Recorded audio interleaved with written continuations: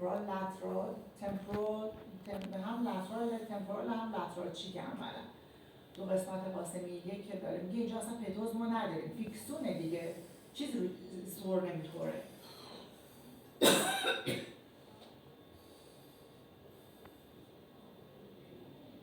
خب داره میگه که استراکچر چی داره 45 میلی گرم لو مولکولار ویت هیالورونیک اسید داره 45 میلی گرم های مولکولار ویت هیالورونیک اسید داره بنابراین ما تو 2 سی سی 90 میلی گرم هیالورونیک اسید داریم تو 2 سی سی تو 2 سی سی که داریم 90 میلی گرم داریم.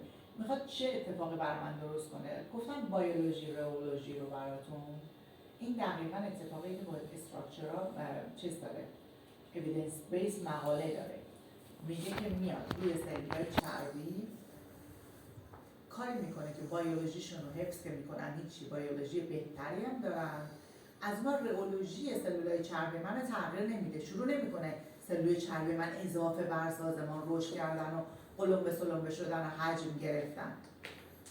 این چیزیه که من از این محصولی میخوام که سیف باشه.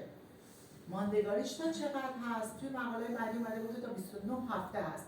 یعنی چی؟ یعنی این محصولی که من دارم هم سیفتی بالایی داره هم دورابیلیتی خیلی بالایی داره. با یه تک دوز هیالاز هم به راحتی حل میشه. پس خیالم از تزریقشم تا حد زیادی راحته.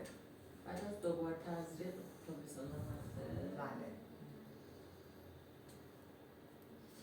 خب داره میگه که ایجینگ ها تو سنهای مختلف چجوریه. یکی که تو سن 30 سال مید فیست شروع میکنه به ایجینگ پیدا کردن. تو قسمت سن 40 ساله حجمت داره کم میشه. قسمت به اصطلاح هایپرتروفی اطرافت داره آتروفی پیدا میکنه. هولا یعنی سوراخ‌های صورت داره اضافه میشه. چرا؟ دیگه داره به سمت یواش یواش میره که داره استخونات هم ابزوربش خیلی خیلی مشخص میشه چون لایه‌های پوستی روش هم داره آب میشه. بنابراین گودی زیر چشمت زیاد میشه این سوراخ زیر گونه‌ت گنده تر میشه اینجاها سوراخ‌تر میشه اینجاها آویزون‌تر میشه و این هی داره به سمت جلو پیش میره. صورتایی که سینکرن خیلی راحت میگه مثلا شبیه آنجل جولی یه سینکر تکه یعنی سینکریه که واقعا سینکره گونه خیلی برجسته خط زیر گونه کاملا مشخصه زایگوما کاملا پروموت شده و این اطراف پوستش کاملا حالت چسبیده داره که قشنگ دست داخلش جا میشه. سگر چجوریه؟ سگر ضخامت پوست زیاد میشه، آتروفی نداره، هایپرتروفی بالژی به سمت جلو داره و صورتش تقریبا مستطیلی شکل هم هست. و موقعی که دست میزنی پوست رو اینجوری میکشی جلو اینتگریتی پوست خیلی هم اوکی یعنی همه چی با هم قشنگ جابجا میشه. حجم داره صورت. خب یه صورت سینکره، یه صورت دستگره.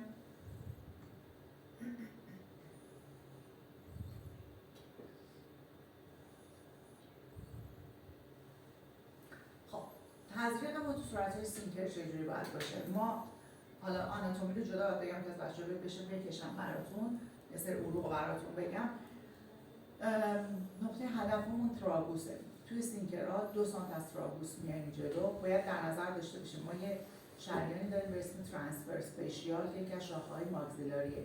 نزدیک همینجاست. حالا توی صورت بچه‌ها نقاشی میکشم دقیق‌تر متوجه بشید. 2 سانت که میای جلو ازش یه ورودی میزنی. خب مستقیم میای پایین. تا کجا میای پایین؟ استخون مندیبل رو پیدا میکنی تا 1 سانت بالای مندیبل. تا اونجا میای پایین. عملاً بین مثلا 4 تا 5 سانت بستگی به بلندی صورت مریض داره. پس بر اساس اینکه زاویه مندیبلش کجاست 1 سانت بالاتر دیگه حذف میشه. 2 سانت جلوتر از تراگوس هم اومدی پایین این کار انجام بدی. با کانولای 22 هم انجامش میدی. سوپرفیشیال فت هم باید انجام بدی سطحی. مقاله دارن که 1 بار انجام داده، 1 ماه بعد دوباره انجام داده، تا 4 ماه فالوآپ کرده و دیدن که تا 4 ماه اوکی بوده. توی سگر تکنیک چیکار میکنی؟ همون تراگوس رو مد نظر میگیری 3 سانت دفعه میای جلو ورودی میزنی با کانولای خودش میگه با کانولای 25 3 سانت. ببین خط نازولبیال نرسیده. میبینی چی میگم؟ اون فتفل نازولبیال نرسیده 3 سانت. یعنی چقدر شده اینجا اگه در نظر بگیری از تراگوست تا آلارت یه خط بکشی از اینجا تا اینجا 3 سانت اومده جلو نهایتا 3 سانتی که اومده تا اینجا میاد. یعنی تا تقریبا میدپاپلر لاین بیشتر نمیاد جلو. میخواد چی رو تقویت کنه؟ قوس زایگاما رو تقویت کنه. نیم سیسیش رو اینجا میزنه، نیم سیسیش رو دوباره همونجوری خط عمود میره پایین، قبل از اینکه 1 سانتی به زاویه مندیبل برسه قطعش میکنه. یه وی رو تزریق میکنه برای مریضش. باز کجا سوپرفیشیال فقط خود کمپانی کانولای 25 گفته، حالا باز من خودم هم با 22 تزریق میکنم، با 23 آبی هم تزریقش کردم. اوکیه 25ش ما نداریم، کانولای 25 3 سانتو تو پکیج ایرانمون کلا نداریم. حواسمون باشه کانولای ما 5 سانته، 2 سانتش باید بیرون باشه، خط داره روش دیگه، رو خطش دقت کنیم و با دستمون اسمارت هندمون قطعا باید نگهش داریم. موقع تزریق فقط دستی که تزریق میکنه مهم نیست، این دستی هم که اسمارت هنده خیلی مهمه که گایدلاین باشه برای کاری که داریم انجام میدیم. خب این دوباره داره برای ما همینا رو توضیح میده که این قسمت ها مثلا تو آناتومی چه چیزایی رو داریم که خطرناک دنجرز اونایی که اینجوری میگه پاروتید گلند، فیشیال نرو که از این پاروتید گلند اومده بیرون و عروقی هستش که داریم.